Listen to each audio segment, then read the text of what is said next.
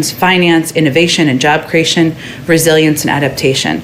The summit will convene the world's major economies and other key voices. As we've noted, 40 leaders have been invited to galvanize efforts to keep the vital goal of limiting global warming, and we know that objective is within reach. During the summit, leaders will also discuss mobilizing public and private sector financing to drive the net zero transition and to help vulnerable countries cope with climate impacts, the economic benefits of climate action with a strong emphasis on job creation, and the importance of ensuring all communities and workers benefit from the transition to a new clean energy economy will be central to the discussions, will be part of what the President will be focused on. The full summit will be live streamed for public viewing. More information related to the agenda, speakers, and media opportunities will be announced in the days ahead. And as many of you have been asking about, I'm certain we will have more news from our end on what we intend to do from the Biden and Harris administration to address climate moving ahead. Go ahead. Thank you. In addition to the awful situation in Indianapolis, yesterday in Chicago, there was a video released of really, there's an improper word, but chilling video of the police shooting death of Adam Toledo. There's tensions are running high in Brooklyn Center. The George Floyd trial is still going on. I was wondering, does the president regret, prioritizing infrastructure at this point when this racial equality and the adjacent issue of gun reform sort of fit in those four buckets that you guys talked about right from the beginning? Is there any regrets on the prioritization? Well, first I would say the president believes that we leaders can do more than one thing at one time. And yes, we've proposed an American Jobs Plan, something that will put millions of people back to work, that will make historic investments in our economy, put us on a path to sustainability and competing with China over the long term. At the same time, as I just reiterated at the beginning, the president has used the power of his office to put in place, take executive actions, pull his own levers to ensure that we are doing more to address gun violence. At the same time, he's also working with Congress to move forward on the George Floyd Act. He also believes that can put in place long overdue reforms that are necessary. But it also will require Congress moving forward. And sometimes that is a process. It can be unsatisfying. It can take longer than we all think it should. But in order to get enough members together to support police reforms, we feel that the George Floyd Act is the right step forward. So I would dispute the notion. I would say that in this building, the legislative team, senior members of the White House staff, we are working on multiple fronts at the same time, even as we have introduced a major piece of legislation. Point taken. And on the George Floyd Act, can you offer any details on how exactly, who's making the calls, what's being done from the White House end, from the president and vice president on down to lobby Congress and make it happen? Well, it's going to require Congress and leaders in Congress to move that forward. And the president is eager to sign the George Floyd Act into law, eager to sign a police reform bill into law, thinks those reforms are long overdue. There are conversations happening on Capitol Hill that I will allow them to brief you on. There are leaders who have been outspoken, whether it's Senator Cory Booker, Senator Tim Scott, others in the House who are engaged in discussions about what the path could look like moving forward. We certainly understand and know that the initial bill that was passed, there could be changes. That's democracy in action. That's how legislating happens. And again, the president's eager to sign that bill. We will continue to have senior officials engage with members of Congress on it. Okay, Mike Memoli, I've not seen you in the briefing room yet, so welcome to the briefing room in the Biden-Harris administration. I am glad I found my way back. Yes. To follow up on the issue of guns, by some measures, this is at least the third mass shooting of this president's young administration. He's described this as an epidemic, gun violence in this country. And we've seen, in terms of the response to COVID-19, what an all-of-government response from this administration looks like to a pandemic. Why not the same level of response to this ongoing issue of gun violence than pointing of the senior czar, for instance, beyond just the efforts that are being made on legislation? Well, first let me say, or reiterate, as you said, and the president has said, he believes gun violence is an epidemic. It's a public health crisis. It's destroying communities across the country. He's also been working on this issue for decades. And if he were standing here, and I know there's a press conference later today, and you all may ask him about this, he would tell you that we can't give up just because it's hard, just because the politics are perplexing, which they are, given more than 80% of the public supports universal background checks, and yet the Senate has not moved forward, and because bills aren't sailing forward, and we need to keep at it. And so I would say the way he approaches this is one where he has used the levers of his presidency, put in place, already announced last week, executive action steps that the Department of Justice is going to take. We will continue to review additional options. Those are steps he can take. In order to put permanent changes in place, in order to put permanent gun safety measures in place, that is going to require Congress acting. States can also take action. We've seen red flags laws put in place in 19 states across the country. More states than that have universal background checks. He also believes that working with advocates, many of whom he invited here last week to have those discussions, encourage them, lift up their efforts, is part of how we can move things forward. I will tell you that this is a priority to him. It's a priority to the Vice President. It's a priority to Susan Rice, who's leading the Domestic Policy Council, to Bruce Reed, who's a Deputy Chief of Staff, to Ron Klain, who's the Chief of Staff and is from Indianapolis. And this is a constant discussion and issue around this White House. So it's not going to require a czar. It is ultimately a priority to the President of the United States, which is the most important factor. On legislation, just a few weeks ago, I asked the president if he was going to be making phone calls to Republicans, in particular in the Senate, to try to advance the background check legislation there. He said he would be willing to. I know the jobs bill has been the priority. Is there more you can say about the kind of outreach he's been doing on background checks specifically? Well, I don't have any calls to read out specifically, but I can tell you that in his conversations, and he has been talking with Republicans about a range of issues, but there are a lot of topics that certainly come up. And, he believes that, you mentioned the third mass shooting. It's actually the third mass shooting in Indianapolis this year, just to give you all a sense. Today's also the 14th anniversary of the Virginia Tech shooting, when 33 people lost their lives. So in the president's view, this is an issue that is not partisan. It should not be political, despite the efforts of the NRA over time. This is an issue that Democrats, Republicans, independents across the country believe universal background checks should happen, and that certainly is the message that he will continue to send publicly and privately in conversations. On Russia, I wanted to follow up on the announcement yesterday of at least the intention to hold a summit with President Putin. The president himself yesterday afternoon said that he expected or hoped that meeting would happen. I wonder, though, why would you announce a summit intention without a commitment? We still haven't heard one from Moscow. As you know, a high-level meeting of this sort is often a point of leverage with a world leader to try to, bring back, change behavior, as it were. Why was that?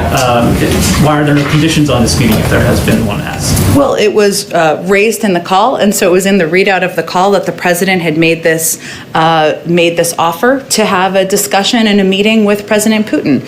And that call also included a discussion and the president being clear that there would be consequences for the actions, whether it was the hacking, SolarWinds, or other problematic behavior by Russian leadership. And the president offered that as to send the message that we will have disagreement. We're not going to hold back on that. But our objective is to have a predictable and stable relationship. We can disagree in areas where we will continue to. We're not naive about that. But we also believe that there's an opportunity to work together in some areas. So we are certainly hopeful that we will be able to put together the details on that meeting, but it wasn't pre-cooked or preset before the president's discussion with President Putin, and it was just providing transparent information to all of you about his offer to President Putin. What if he says no, though? Wouldn't that indicate some weakness on the part of the American administration here?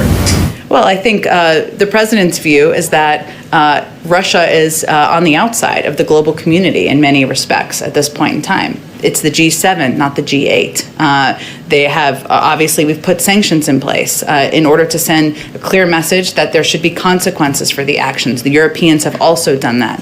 What the president is offering is a bridge back. And so certainly he believes it's in their interest to take him up on that offer. Go ahead. Thank you, Jen. Earlier this week, you said that the U.S. had secured commitments with the governments of Mexico, Guatemala, and Honduras to bolster security forces at their border. But yesterday, the special envoy for the Northern Triangle testified on Capitol Hill that there were no agreements. So can you explain the discrepancy? I'd have to look back at his testimony, Kristen. I have it right here. He said he was asked by Congressman Castro, he said, Congressman Castro asked him, I just want to confirm, were there any agreements reached in relation to increasing border security in these countries? And the special envoy said, no, there were no agreements concluded with governments regarding border security. Well, whether or not it was a formal agreement, which it was not, and I never conveyed that it was, these were steps that these countries indicated they planned to take to increase personnel and security to reduce the number of migrants coming across the border. Those are steps they've taken on the ground. Just to be clear, are these new commitments that the Biden administration has secured, or were they already in existence? We never described it as a formal declaration or a formal agreement, but additional steps that they were taking to increase personnel at the border. And those are steps that you can confirm with those countries that they have taken. Okay, Go ahead. One more question. I just have to get around to everyone, so I'll come back to you, I promise. Go ahead. If I can go back to gun safety legislation on the Hill, Yep. we're hearing you talk over and over again about the president's support of the House bills, but right now it just doesn't seem like you guys have those votes in the Senate. But we've heard from some Republican senators a willingness to work on a more limited package around background checks. So why not pitch something a little bit more limited, try to get something across the finish line? Is the president willing to engage on a more targeted background check bill? I would say that I would punt that question back to the Republicans who are not supportive of universal background checks or an extension of that, which 80% of the public supports. So our question to them would be, why don't you support what the vast majority of your own constituents support? And this is an expansion of background checks, which prevents guns getting into the hands of people who should not have them.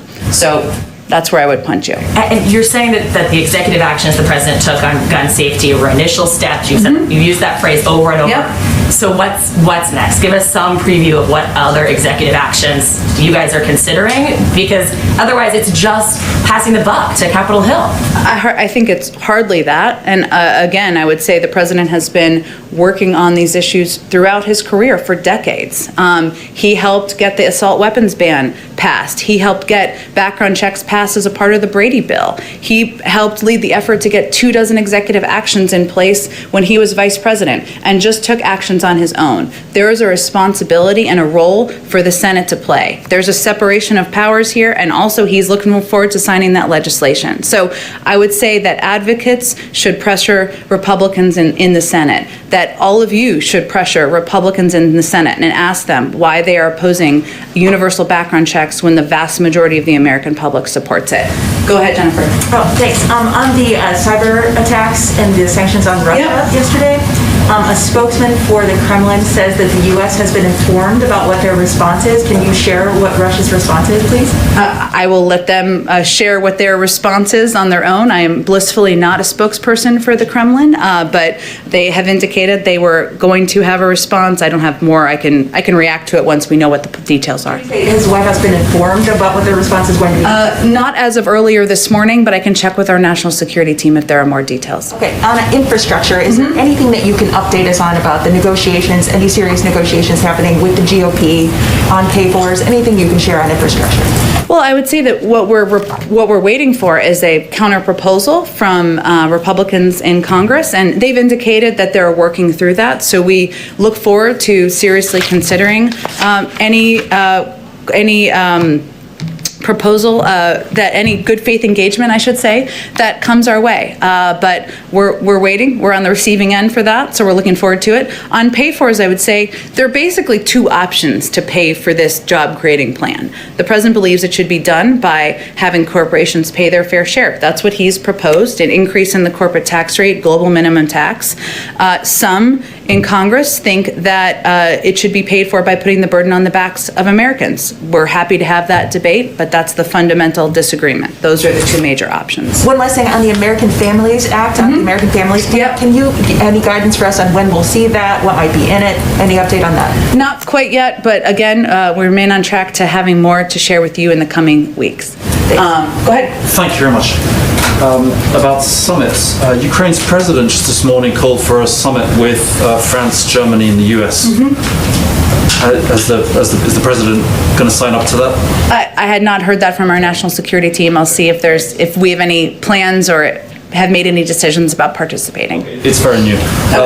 And on Japan, with just less than 100 days to go to the Olympics, and even the torch relay seems to be in all sorts of trouble. What is the president's feeling now about the advisability, safety, etc. of the US team going there? And will he be going there if the Olympics goes ahead? I don't have any plans to announce as it relates to travel or any international travel today.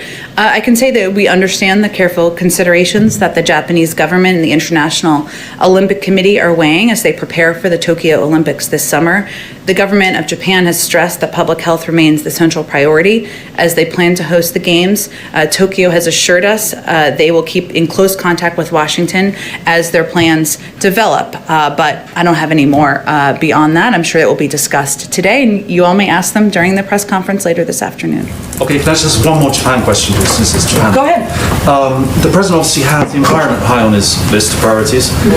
So will he be talking to the Prime Minister about the plan to discharge, I think it's like 1 million tons of contaminated water from the Fukushima plant, which a lot of countries in the region, and I think the UN as well, have said is not a great idea.